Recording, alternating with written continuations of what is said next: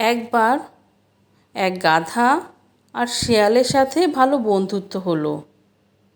দুই বন্ধু মিলে একদিন শিকার করতে গেল। কিছু দূর যাওয়ার পর সামনে একটি সিংহ দেখতে পেল।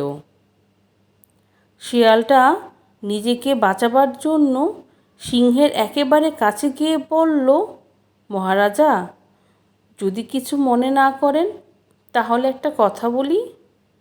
তারপর ফিসফিস করে বলল, ওই গাধাটাকে আপনার একেবারে হাতের মুঠোর মধ্যে এনে দিতে পারি, তবে কথা দিতে হবে আমাকে ছেড়ে দিবেন। তখন সিংহ বলল, বেশ তো, তাই হবে, কথা দিচ্ছি আমি।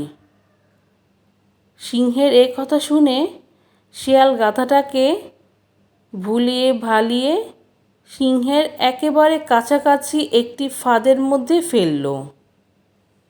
আর এদিকে সিংহ যখন দেখল গাধাটা আর পালাবার কোনো পথ নেই, তখন প্রথমেই শিয়ালটাকে শেষ করল।